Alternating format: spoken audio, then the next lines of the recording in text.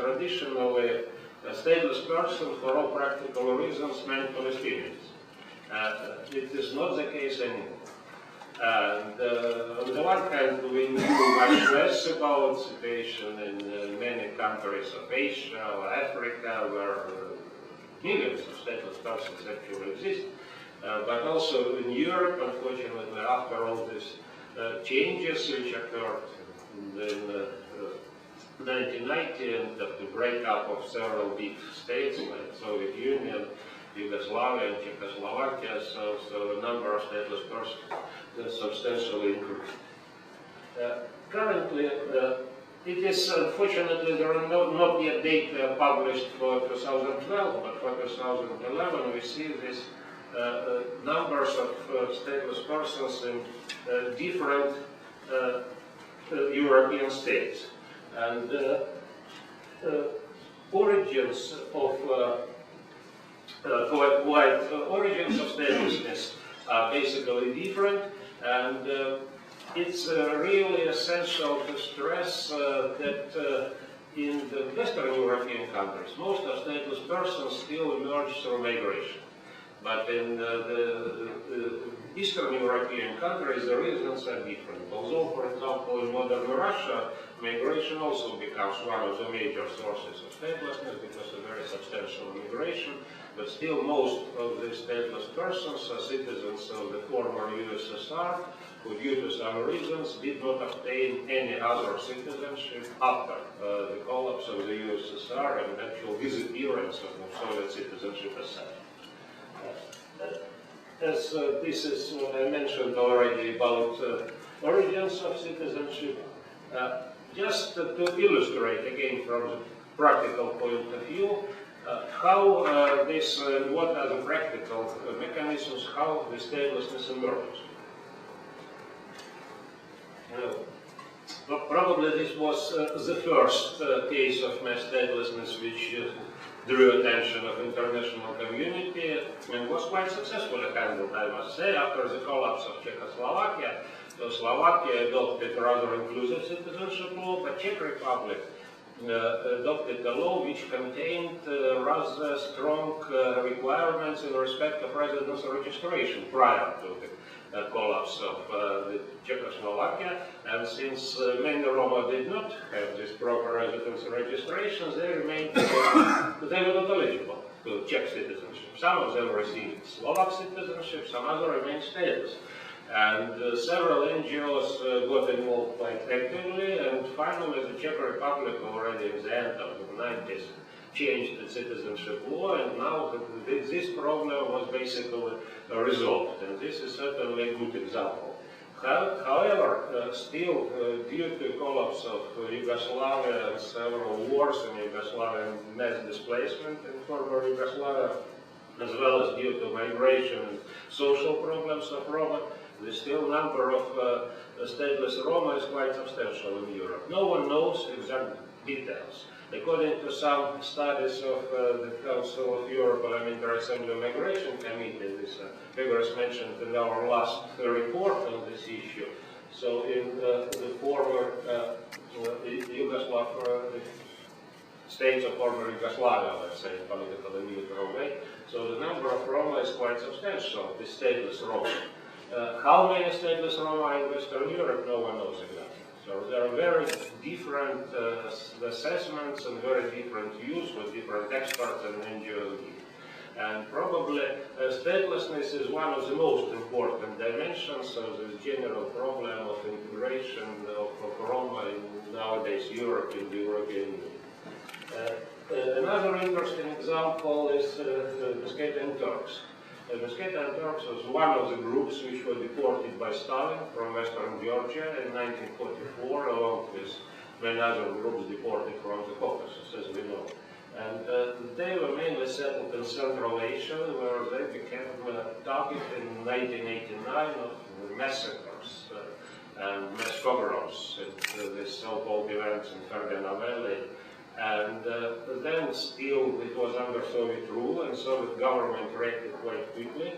And actually these people were relocated once again. They called it humanitarian evacuation, and they were settled in different parts of Ukraine and Russia. And Muscatian Turks were mainly people with very low level of education. They mainly employed in agriculture, or small merchants or something like this, so without any big ambitions, let's say. In most places they integrated quite well. But a substantial number of Muscatian Turks were allocated to Krasnodar region, which was already then notorious with its very nationalistic and xenophobic local government.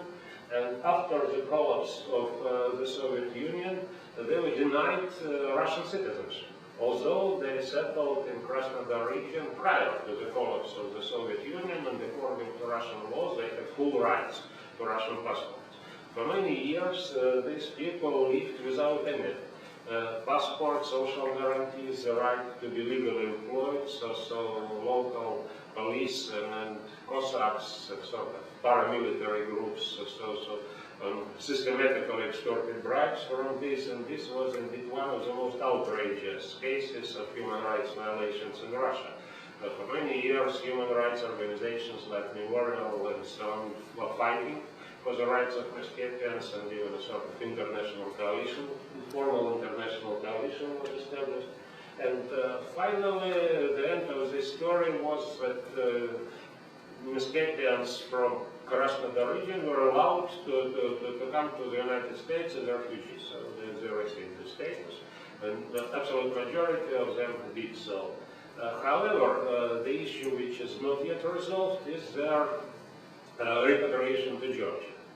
Because Georgia, as you know, has a very difficult situation because of separatist conflicts, and Abkhazia and South Ossetia currently still now are not under the control of Georgian authorities, and the Russian troops are located there, so Georgian government is extremely sensitive towards any kind of potential conflicts.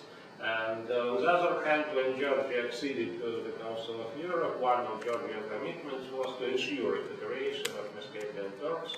And we, as the Council of Europe, very closely follow this situation. I'm a rapporteur on Georgia, the monitoring committee, so there is some progress, but still many thousands, several thousands Muscatian Turks would like to return. I hope this will be done because, in fact, Muscatians are the last group which was deported by Stalin and still has no possibility to return. Although the problem of mass statelessness in this case was resolved thanks to Americans. Our European Union appeared unable to resolve this issue. Another interesting example, this time with the EU member states, is Greek citizenship. There is this also famous Article 19 of the Greek Citizenship Code, which prescribed that persons, Greek citizens who left Greece without intention to return must be deprived of Greek citizenship, but only if they are not of Greek ethnic origin. Now this was a clear provision of the law of EU member states, which included discrimination on ethnic basis.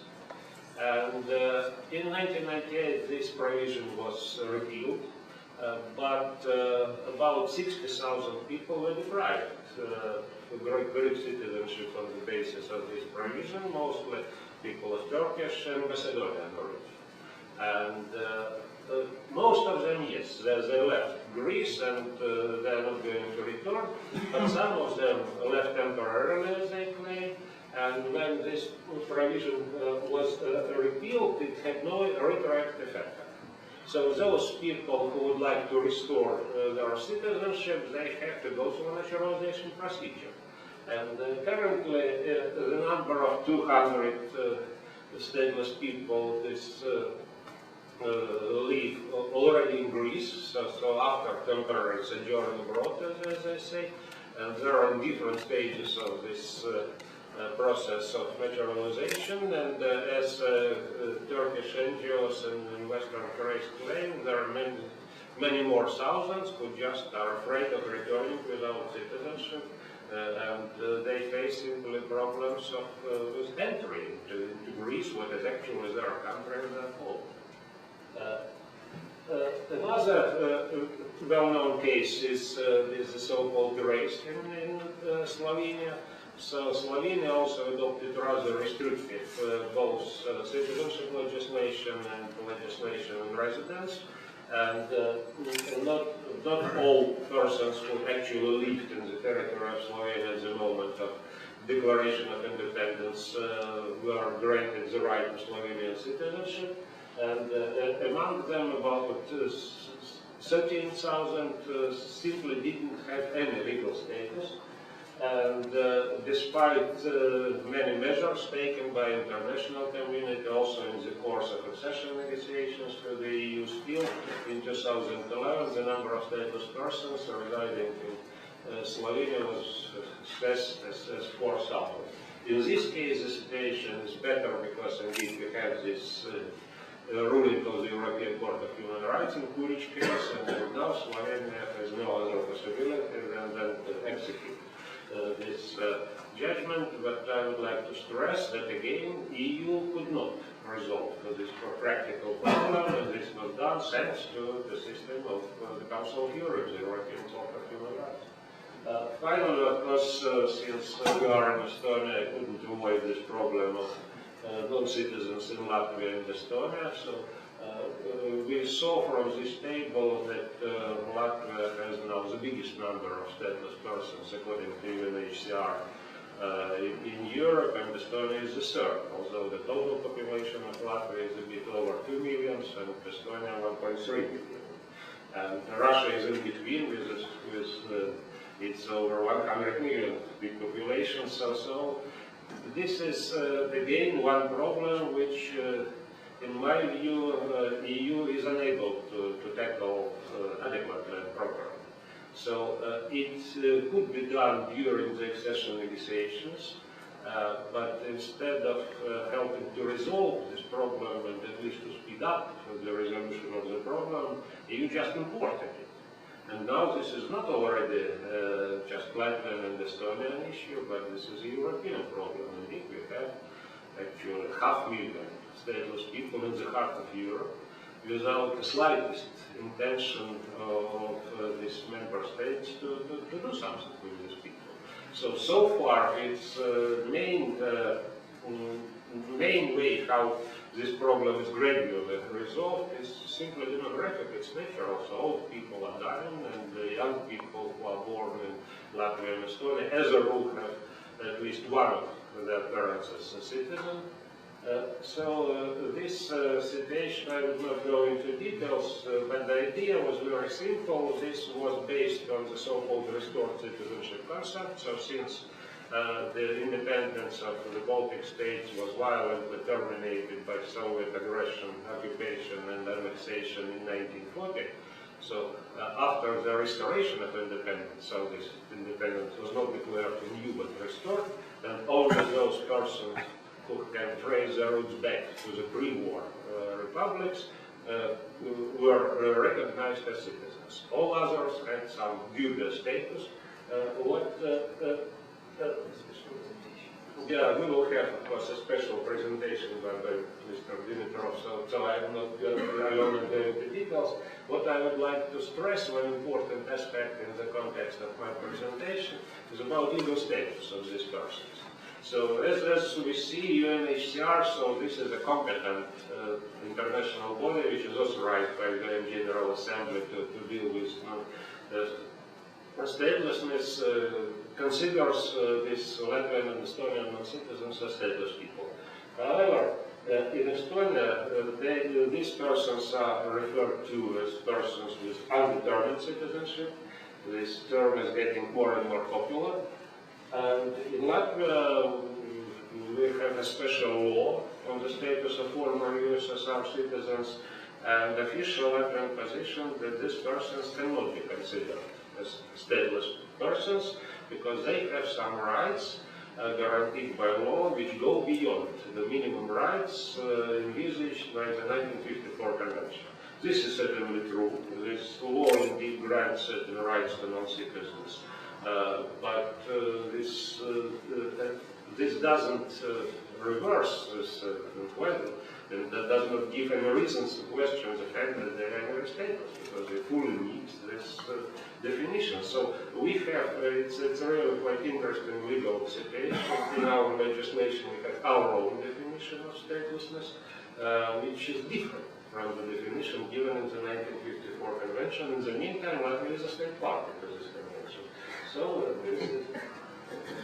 So, finally, a couple of words about the challenges for international community. So, yes, of course, it's very important to develop further EU citizenship concept, and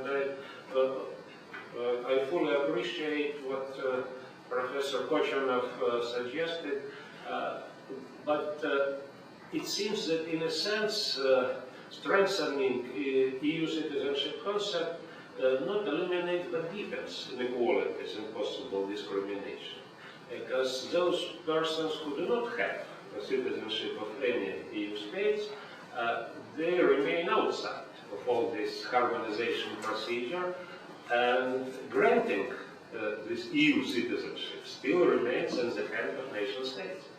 And so this extension of EU citizenship and expansion of EU citizenship, it has an adverse effects on the position of member states, because they're quite reluctant to grant citizenship even to permanent residents, due to some practical reasons. What now, after having spent many years in practical politics, I understand much better than when I was an NGO activist, because of course it changes political landscape.